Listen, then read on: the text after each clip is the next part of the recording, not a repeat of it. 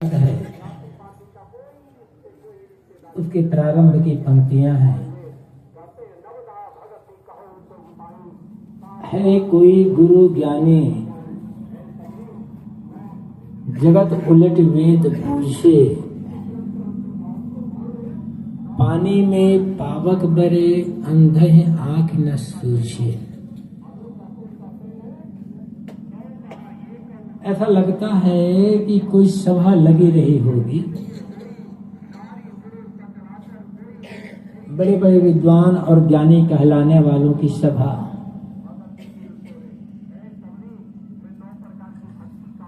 क्योंकि हर आदमी को अपने ज्ञान का, अपनी समझ का बड़ा अहंकार होता है। दुनिया में शायद ही कोई व्यक्ति ऐसा हो जो स्वीकार करे कि मैं अज्ञानी हूं। अब किसी से पूछकर देखें, कोई विनम्रता के लिए कह देता हूं बड़ों के सामने बात, सहज भाषा पूछ कर देखें किसी से कि आप ज्ञानी हैं या अज्ञानी हैं। हर आदमी ये कहेगा कि मैं तो ज्ञानी हूं। और अच्छी बात है कि आदमी ज्ञानी होना ही चाहिए। अज्ञान में क्यों जिए आप? अज्ञान में तो केवल दुख दुख दुख होता है, भटकाव होता है। अज्ञान तो अंधकार है जिसमें कुछ अपना पराया कुछ सूझता नहीं है। तो हर आदमी को ज्ञानी होना चाहिए, लेकिन ज्ञानी होना अलग बात है और ज्ञानी होने का अहंकार होना अलग बात है। हर आदमी अपने को ज्ञानी मानता है। और किसी से पूछो कि आप ज्ञानी हैं, बड़ी अच्छी बात है, लेकिन आपके ज्ञानी होने का आधार क्या है? किस कसौटी पर आप कहते हैं कि मैं ज्ञानी हूं? तो लोग ये कहेंगे कि मैं इतना पढ़ा लिखा हूं, ऐसी डिग्रियां हैं मेरे पास, मैं इतना जानता हूं, मैं इतनी पुस्तकें लिखी, मैंने तो तमाम उदाहरण देगा। लेकिन बहुत पढ़ लिख लेना, पढ़ना लिखना अच्छी बात है, पढ़ना लिखना गलत नहीं है, आवश्यकता है, उसके बिना तो विकास ही नहीं होगा। लेकिन मात्र पढ़ना लिखना ज्ञानी होने की न तो पहचान है, न ज्ञानी होने का लक्षण है।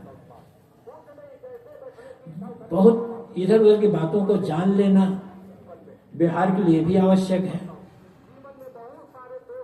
किताबें लिख लेना, प्रवचन कर लेना अच्छा है, लेकिन बहुत अनेक डिग्रियां हासिल कर लेना, बहुत सारी जानकारियां हासिल कर लेना, किताबें लिख लेना, प्रवचन कर लेना, लोगों को अच्छे ढंग से समझा लेना, एक ज्ञानी होने का लक्षण नहीं है। ये विद्वान होने का लक्षण है। विद्वान होना अलग बात है और ज्ञानी होना अलग बात है। लाखों में कोई कोई ऐसे होते हैं जो ज्ञानी भी हो और विद्वान भी हो, अन्यथा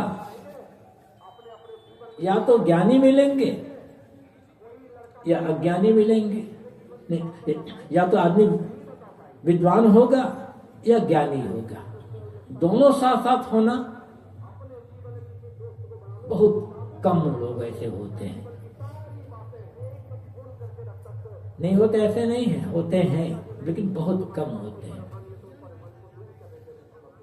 विद्वान और ज्ञानी समान रूप से लगता है कि दोनों एक ही शब्द है, एक ही अर्थ है दोनों का, लेकिन अलग अलग है। विद्वान और ज्ञानी में अंतर क्या है? बड़ी सरलता से हम समझ सकते हैं। विद्वान गुटखा, तंबाकू, बीड़ी, सिगरेट, शराब आदि का सेवन कर सकता है, ज्ञानी नहीं करेगा। विद्वान झूठ बोल सकता है, ज्ञानी झूठ नहीं बोलेगा। विद्वान मिलावटबाजी कर सकता है, ज्ञानी नहीं करेगा। विद्वान लड़ाई झगड़ा कर सकता है, मारपीट कर सकता है, गाली दे सकता है, झगड़ा कर सकता है, लेकिन ज्ञानी नहीं करेगा। अनेक प्रकार के कुकर्म विद्वान कर सकता है, ज्ञानी नहीं करेगा। विद्वान दुखी होगा, ज्ञानी दुखी नहीं होगा। देखिए, अब बड़े बड़े विद्वान हैं, तमाम डिग्रियां हैं, लेक्चरर हैं, प्रोफेसर हैं, हेड ऑफ डिपार्टमेंट हैं, यहाँ तक डॉक्टर हैं। बड़े बड़े डॉक्टर को अब सिगरेट पीते देख सकते हो, बड़े डॉक्टर को शराब पीते देख सकते हो। विद्वता है उनके पास, जानकारी है, ज्ञान नहीं है। और मात्र जानकारी से दुख नहीं मिटेगा, मात्र विद्वता से भवबंधन नहीं कटेगा। उसके लिए ज्ञान चाहिए, और ज्ञान के अनुसार से जीवन की साधना चाहिए। तब तो कहा जा सकता है विद्वान वह है जो बहुत जानता है, और ज्ञानी वह है जो भले कम जानता हो लेकिन दुखी ना होता हो, व्यर्थ वाद विवाद में ना पड़ता हो। ज्ञानी वह है जो अपने मन में दूसरों के लिए ईर्ष्या, द्वेष, कलह, कल्पना का भाव न रखता हो, बैर भाव न रखता हो। ज्ञानी वह है जिसे दूसरों की उन्नति को देख करके खुशी होती है, और कितने विद्वान होते हैं जिसे दूसरों को उन्नति देख करके ईर्ष्या होती है। अनेक अफसर होते हैं, लेक्चरर, प्रोफेसर होते हैं, यदि साथी को प्रमोशन हो गया तो ईर्ष्या से जल जाते हैं। विद्वता है, ज्ञान नहीं है।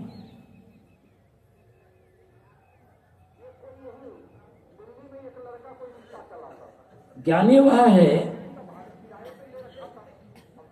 जो यह जानता है कि सबको जानने वाला कौन है, जिसे जानना चाहिए वो उसे जान लेता है। किंतु विद्वान तमाम भौतिक विषयों का ज्ञान तो कर लेगा, जानकारी कर लेगा, लेकिन जिसे जानना चाहिए उसे जान नहीं पाता। भौतिक वस्तुओं की जानकारी आवश्यक है भौतिक विकास के लिए। इसी पर ही तो, इसी बात समझाने के लिए ही तो छांदोग्य उपनिषद में सनत कुमार और नारद को उपाख्यान दिया गया है। छांदोग्य उपनिषद एक बड़ी उपनिषद है, अनेक प्रसंग है, बहुत महत्वपूर्ण बातें उसमें है। उसमें एक उपाख्यान आता है, नारद सनत कुमार के पास जाते हैं और कहते हैं कि भगवान, मैंने सुना है कि ज्ञानी पुरुष शोक से पार हो जाते हैं, तरत शोकम आत्मवित्, किंतु मैं शोक करता हूं। भगवान, मैं मंत्रवेत्ता हूं, मैं तत्ववेत्ता नहीं। आप मुझे ऐसा ज्ञान दे कि मैं शोक से पार हो जाऊं।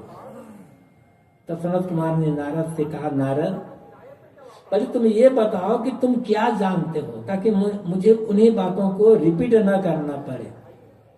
तो नारद एक लंबी सूची प्रस्तुत की है वहां पर, कहा कि ऋग्वेद, यजुर्वेद, सामवेद, अथर्ववेद, वेदों का वेद आयुर्वेद, और धनुर्वेद, नाट्य कला, संगीत कला, और भौतिक विज्ञान, रसायन विज्ञान, देवजन विद्या, एक लंबी सूची का है, मैं इतना जानता हूं। तब सनत कुमार ने कहा था, नारद, तुम तो केवल संज्ञा जानते। संज्ञा मतलब केवल नाम, केवल सूचना है। शास्त्रों में केवल सूचनाएं हैं, शास्त्रों पढ़ने की आवश्यकता है, वहां सूचनाएं मिलेंगी, लेकिन सूचनाएं ज्ञान नहीं है। सूचनाओं को जब जीवन आचरण में उतार लेते हैं तब वो ज्ञान हो जाएगा, और तब दुख मिटेगा।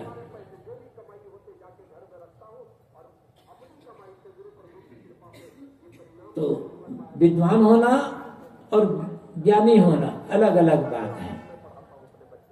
स्वामी शंकराचार्य ने कहा है, अविज्ञाते परे तत्वे साताधिष्ठेषु निष्फला, विज्ञाते अपि परे तत्वे साताधिष्ठेषु निष्फला। यदि जो परम तत्व है, जो आत्म तत्व है, स्वतत्व, वह अज्ञात रह गया तो शास्त्र अध्ययन निष्फल चले गए। और यदि परम तत्व को जान लिया गया तो शास्त्र अध्ययन की आवश्यकता नहीं होगी। स्वामी शंकराचार्य स्वयं शास्त्रों के धुरंधर थे,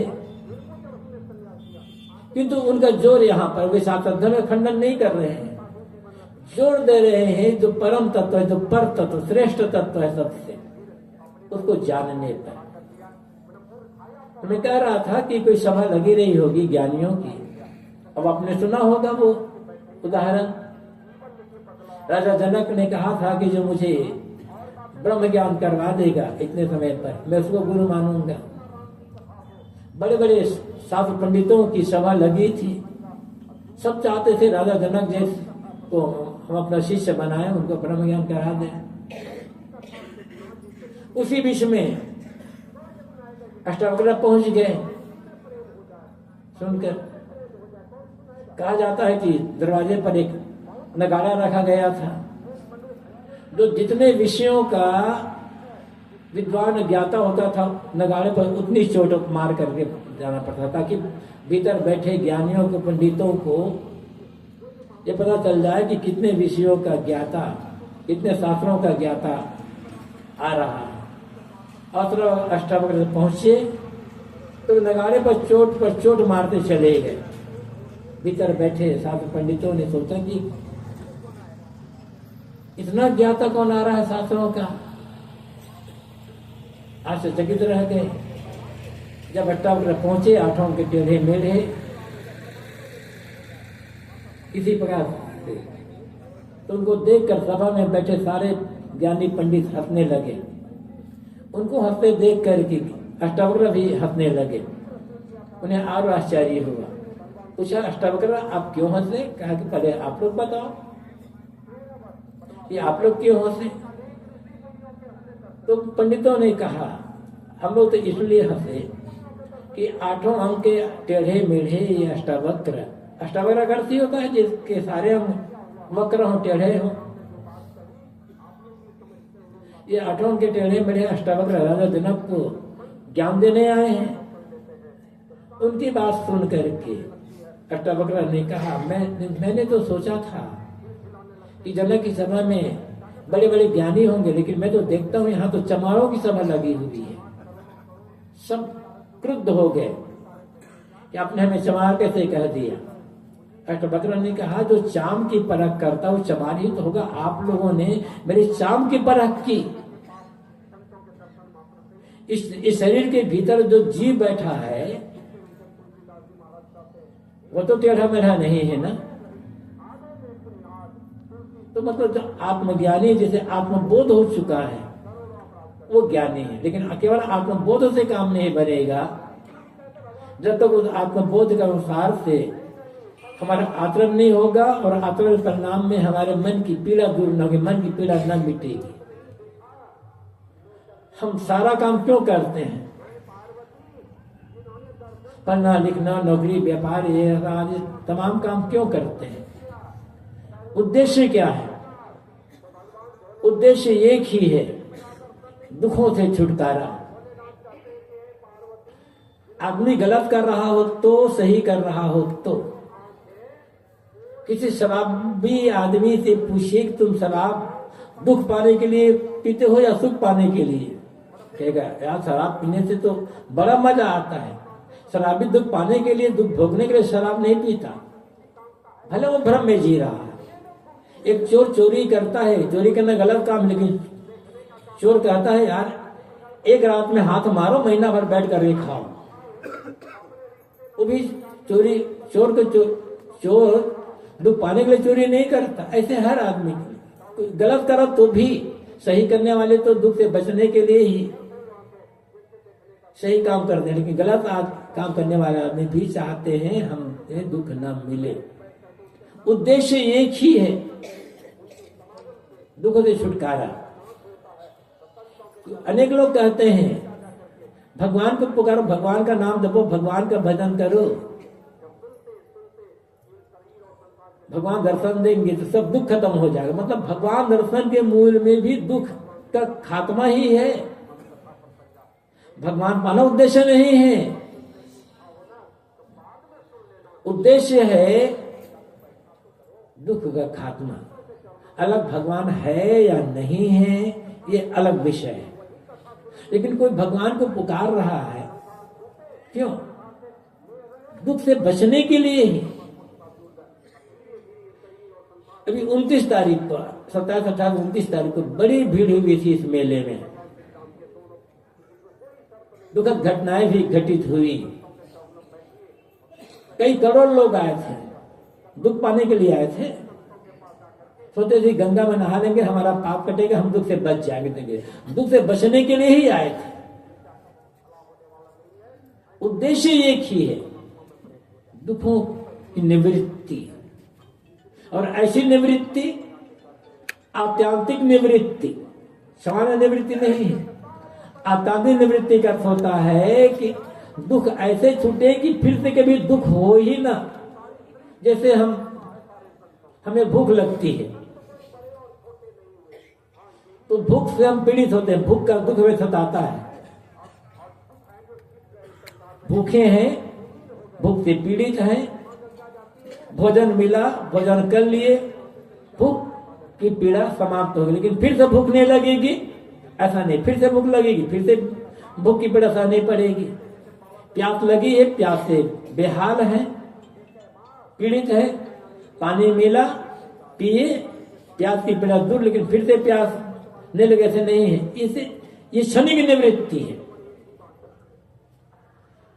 किसी प्रकार का जो दुख होता है सांसारिक वस्तुओं से, सांसारिक उपलब्धियों से दुख की जो निवृत्ति होती है वह निवृत्ति क्षणिक निवृत्ति होती है। आत्यांतिक निवृत्ति मतलब दुख ऐसा खत्म हो कि फिर से दुख आए ही ना। इसी को धर्म और धर्म क्षेत्र में मोक्ष या मुक्ति कहा गया है।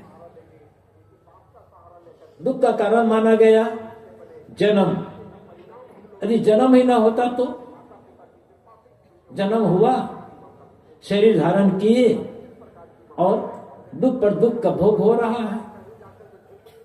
यदि शरीर ही ना होता दुख कहां से होता? लेकिन शरीर तो तभी नहीं होगा जब जन्म नहीं होगा। तो कहा गया कि इस मानव शरीर में आकर के जिसने त्याग, तप, सेवा, संयम, साधना द्वारा, पूर्ण वैराग्य के आत्मज्ञान के द्वारा अपने सारे कर्मशों को, सारे कर्म संस्कारों को नष्ट कर दिया, अब उसे दुख फिर से ध्यान करने का बीज नहीं रह गया, वो मुक्त हो गया। तो मोक्ष भी क्या है? मोक्ष कोई ऐसी चीज नहीं है। मोक्ष है दुखों की निवृत्ति। उसी के लिए लोग भगवान चाहते हैं, उसी के लिए लोग आत्मा का भजन करते हैं, उसी के तमाम काम उसी के लिए है। अब किसका दुख कितना निवृत्त होता है, किसका मोक्ष होता है, ये हमारे जानने का विषय नहीं है। जाना नहीं जा सकता और आवश्यकता नहीं। अपने मोक्ष को हम जान सकते हैं, अपने मन को हम जान सकते हैं। कोई आदमी दुखी है, उसके चेहरे को देख करके, चेहरे में उदासी है या चेहरा मलान है, देख करके हम अनुमान लगा सकते हैं कि आदमी उदास है कि दुखी है कि क्या है। लेकिन किसका मन कितना पीड़ित है, किसका मन पीड़ा रहित है, पूरा का पूरा कोई जान नहीं सकता। आवश्यकता भी नहीं है हमें जानने की। अपनी पीड़ा को, अपने दुख को समझें और समझ करके उसे मिटाने का काम करें। अब बिना सही ज्ञान के ये दुख मिटेगा नहीं।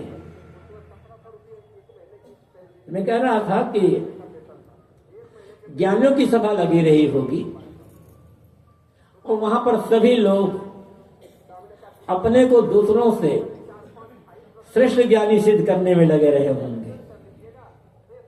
कोई अपने को पीछा रखना थोड़ा चाहता है। हर आदमी मन में होता है कि मैं अपने को दूसरों से श्रेष्ठ सिद्ध करूं, उसके तो बात विवाद होता है। किसी को कहकर देखो तुम नासमझ हो, तुम अज्ञानी हो, पता चल जाएगा। किसी ने हमें कहा कि तुम बड़े नासमझ हो, तुम बड़े ज्ञानी नहीं हो, तुम कुछ नहीं जानते। और ये सुन करके हमें गुस्सा आ गया तो हमने सिद्ध कर दिया हम सचमुच में नासमझ और अज्ञानी हैं। क्योंकि जो नासमझ होगा और अज्ञानी होगा, गुस्सा उसी को आएगा।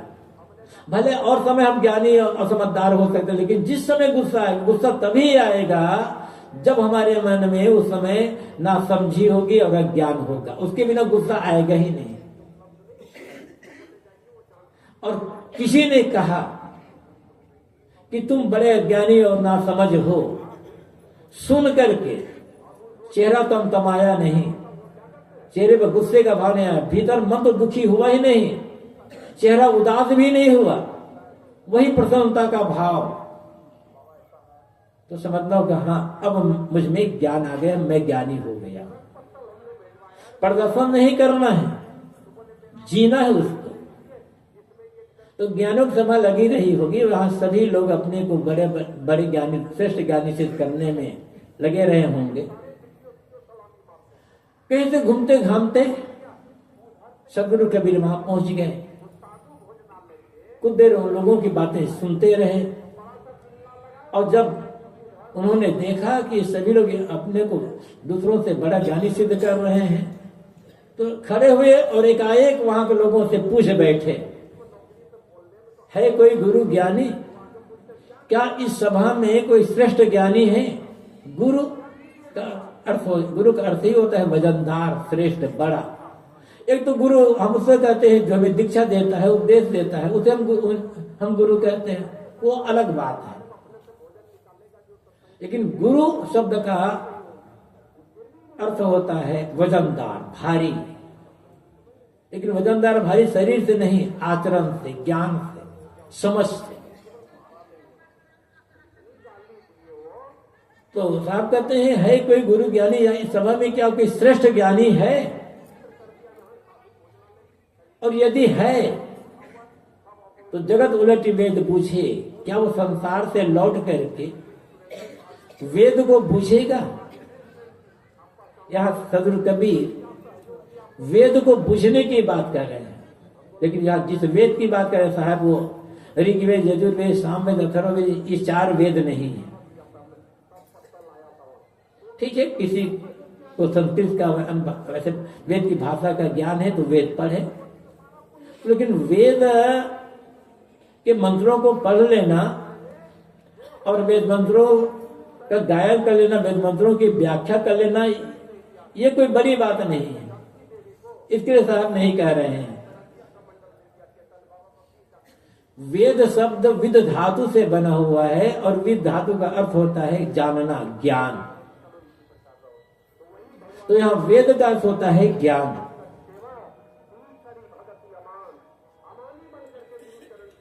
सदगुरु कहते हैं संसार उलट, संसार से लौटकर वेद तत्व को, ज्ञान तत्व, आत्म तत्व को बुझना।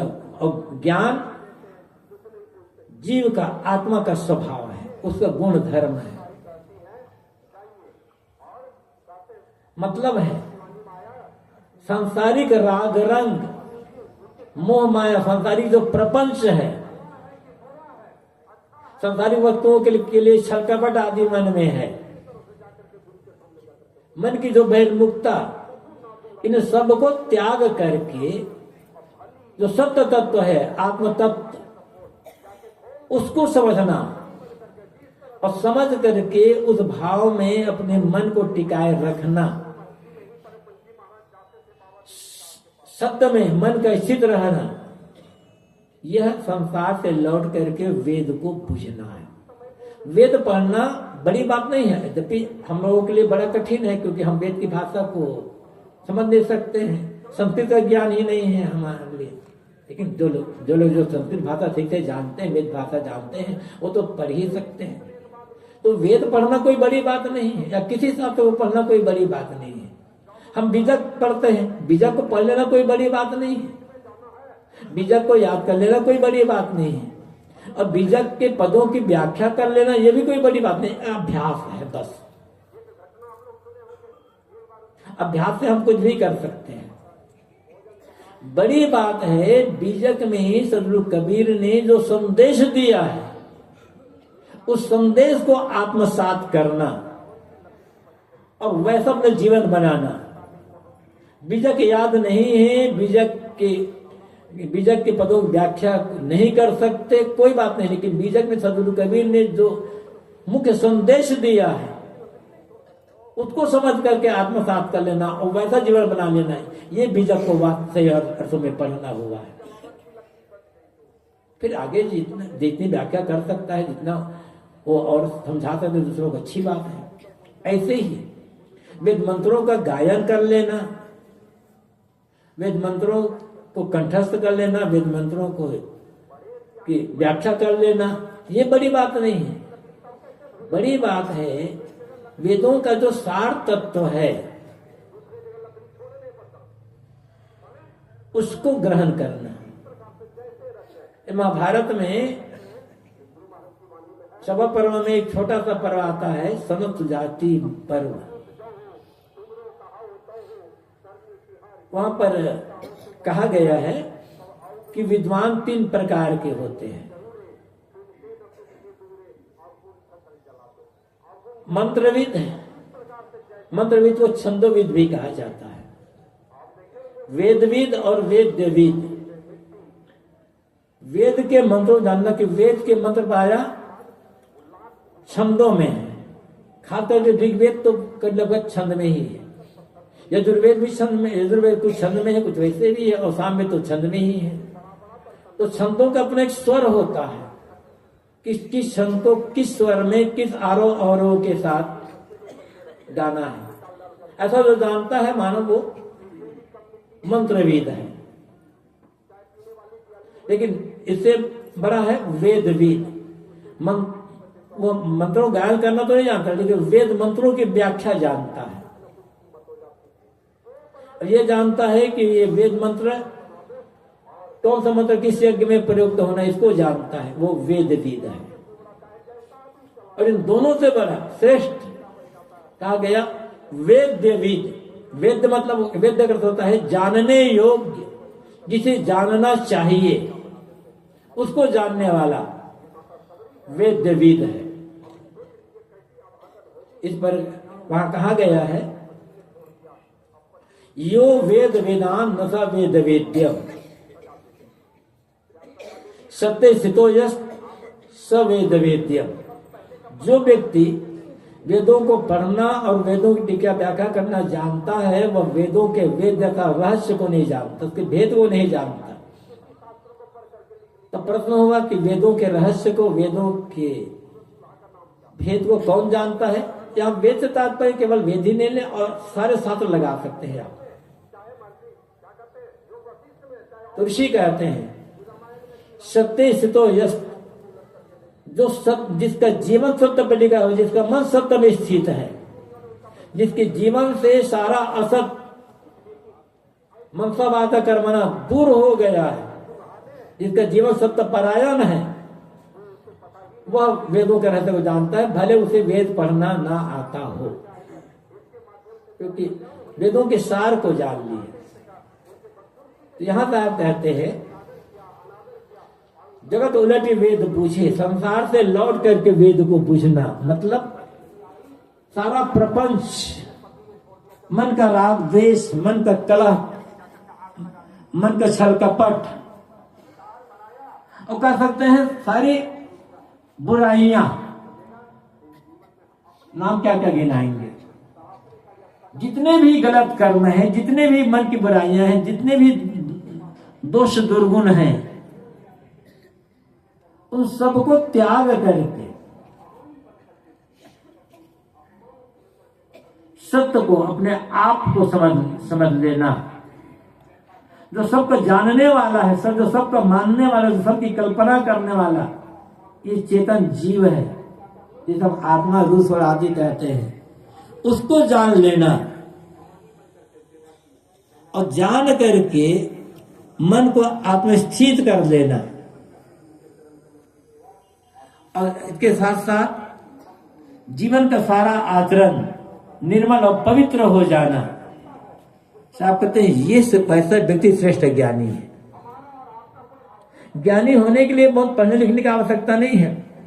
पढ़ना लिखना जरूरी, मैंने पहले कहा था, अच्छा है जो जितना पढ़ लिख सकता है, क्योंकि मात्र पढ़ने लिखने से दुख दूर नहीं होगा।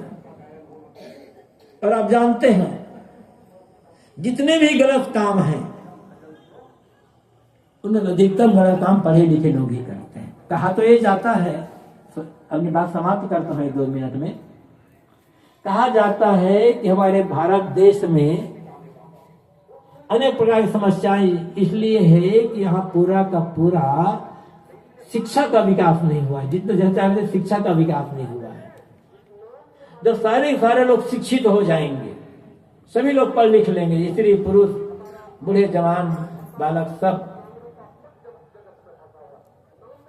तब हमारे देश की अनेक समस्याएं अपने आप सुलझ जाएंगी, उनका समाधान हो जाएगा। अच्छी बात है, हर आदमी को शिक्षित तो होना चाहिए,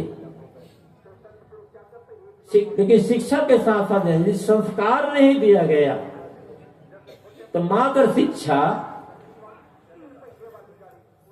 समस्याओं को पैदा करेगी। अब थोड़ा देख लें, जितने भी ये घूस लेने वाले हैं, गबन करने वाले हैं, घोटाले बाज हैं, घोटाला करने वाले हैं, रिश्वत लेने वाले हैं, ये लोग अनपढ़ या पढ़े लिखे लोग हैं। सारे घूस लेने वाले, गबन घोटाला करने वाले पढ़े लिखे लोग हैं ना। फिर क्यों समस्या आ गई? जितने मिलावटबाजी करने वाले हैं, काला बाजारी करने वाले हैं, ब्लैकमेल करने वाले हैं, ये लोग कौन है? अनपढ़ कि पढ़े लिखे लोग? हमारे देश की गुप्त फाइलें विदेशों में बेचने वाले कौन हैं? अनपढ़ कि पढ़े लिखे लोग? तो पढ़ना लिखना अच्छी बात है, लेकिन पढ़ाई के साथ साथ शिक्षा की स्कूली भौतिक विद्या के साथ साथ अध्यात्म विद्या जब नहीं जुड़ेगी, संस्कार नहीं जुड़ेंगे, तब तक मात्र पढ़ाई लिखाई काम नहीं करेगी। जितने मुकदमे चलते हैं, अनपढ़ मुकदमे जाता है या पढ़े लिखे मुकदमे जाता है? तो शिक्षा की आवश्यकता है, लेकिन शिक्षा के साथ साथ संस्कार की आवश्यकता है। और संस्कार जब संस्कार होगा तो चरित्र अपने आप सही हो जाएगा। तो कहा सदगुरु कबीर कहते हैं, जगत उलटी वेद पूछे, संसार से लौट करके वेद को पूछना, अर्थात सारी बुराइयों को त्याग करके अपने आप को, अपने आत्म तत्व को जानना, और जान करके जैसे ये आत्मा का हम निर्मल निर्विकार पवित्र करते हैं, वैसे जीवन को निर्मल निर्विकार पवित्र रहने बनाने वाला वो श्रेष्ठ ज्ञानी है। और ऐसे श्रेष्ठ ज्ञान हो जाने पर ही हम अपने आप को दुखों से बचा सकते हैं, दुखों से हमारा छुटकारा होगा। और ऐसे ज्ञानी हर मतपंथ संप्रदाय में हुए हैं। हर मत से प्रेरणा लेना है और प्रेरणा लेकर अपने जीवन को ऐसे बनाना है ताकि हम भी अपने आप को दुख मुक्त कर सकें और साथ साथ लोगों किसी प्रकार से सेवा कर सकें। तो सदगुरु कबीर की एक पंक्ति है, कोई गुरु ज्ञानी जगत उलट वेद पूछे। साहब कहते हैं सभा में कोई गुरु ज्ञानी श्रेष्ठ ज्ञानी है जो सारी बुराइयों सारे दोषों को त्याग करके अपने जीवन को सचरित्र बना लेता है और अपने मन को बाहर लौटाकर अंदर निश्चित कर लेता है। यदि है तो सचमुच में वह पूज्य है और उसकी शरण में जाकर भी हम अपने जीवन को ऐसा बना सकते हैं। सदगुरु कबीर की एक पंक्ति पर मैंने थोड़ा निवेदन किया, अपनी वाणी का भी यहीं पर विराम देता हूँ। बोलिए सदगुरु देव की जय।